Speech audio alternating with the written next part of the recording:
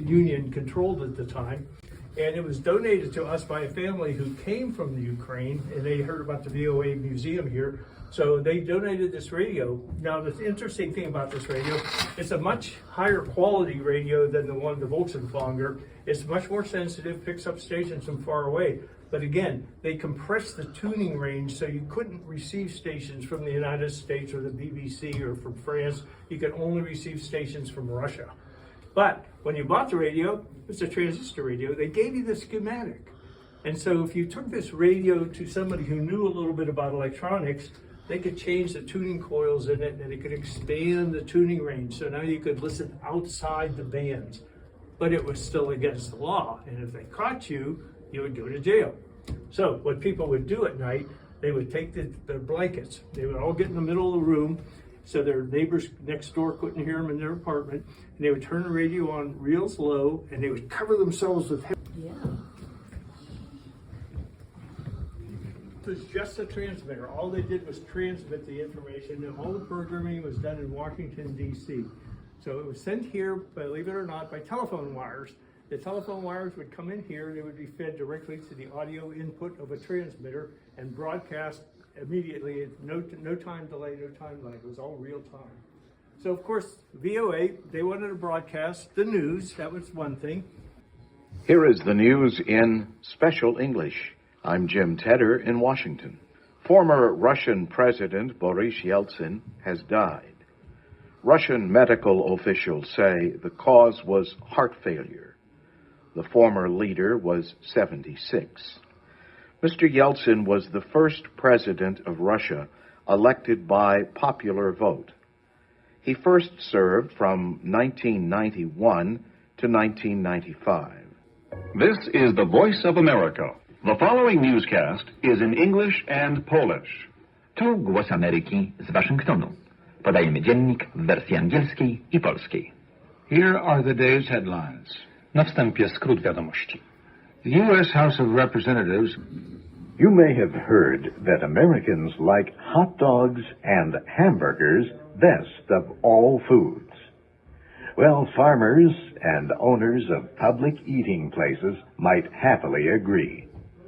So might the nation's Meat Institute and the National Hot Dog and Sausage Council.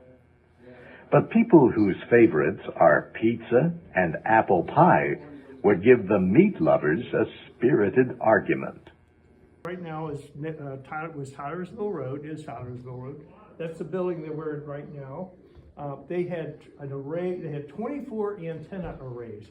Each one of these is aimed at a specific part of the world. So if they wanted to send something to North Africa, it might be this array. If they wanted to send something to Eastern Europe, it might be this array. If they wanted to send something to South America, it might be that array. They were all calculated and aimed at, the signal was aimed at the part of the world that they wanted to reach. So we've got 6 transmitters and we've got 24 antennas. And we want to connect each of the 6 transmitters to any one of the 24 antennas. And you do that with a switching station, which is that brown structure. And the switching station is still standing, it's out there, built in 1944.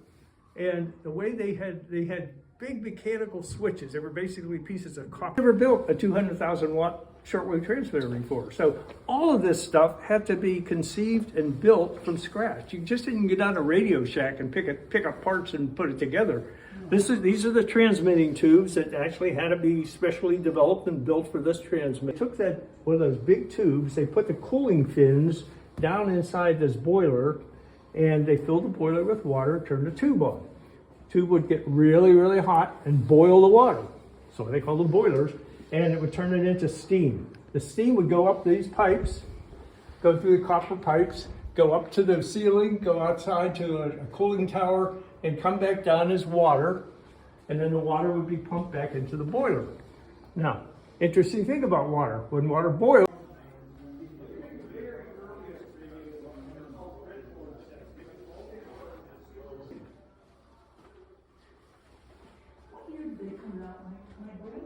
people think that a transistor radio was really developed in Japan, but actually the first one was built here in the United States in Indianapolis.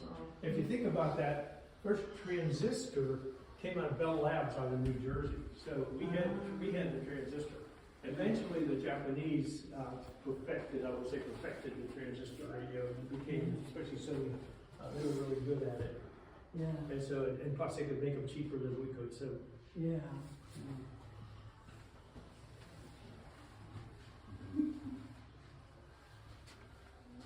interesting story about wireless.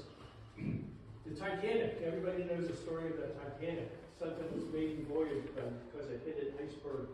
Well, the Titanic was equipped with a wireless station, and it was operated by the Marconi Wireless Company. It was independent of the ship itself. Marconi Wireless was like a contract.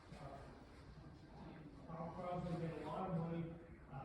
And it would basically scratch, like make a little electrical spark and scratch, just like a dark matrix printer, onto your paper here. And you would have 6 o'clock in the morning, you'd have your daily newspaper. I'll print it up for you. So in the morning, you have your coffee, you got your daily newspaper right there. All the news came in overnight.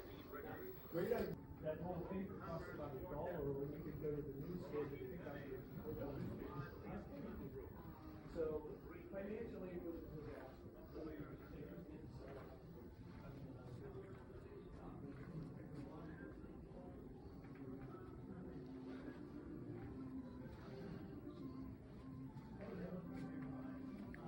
Crosley was also instrumental in helping to develop the so-called proximity fuse. This was actually invented by someone in Europe who made it work. Crosley was able to There was one error a while ago by Bill Dickey, and there was one left on.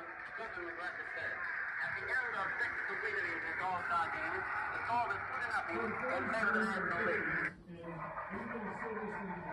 Hello, this is Casey Clapper from 700 WOW. You're listening to all the greatest hits of the 1990s and everything there is to know about the 90s. So this is Casey Clapper from 700 WOW signing off.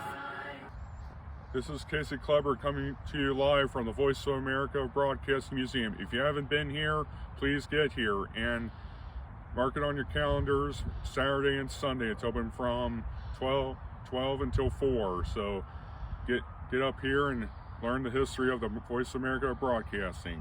So this is Casey Clapper coming to you live. Thank you and have a nice day.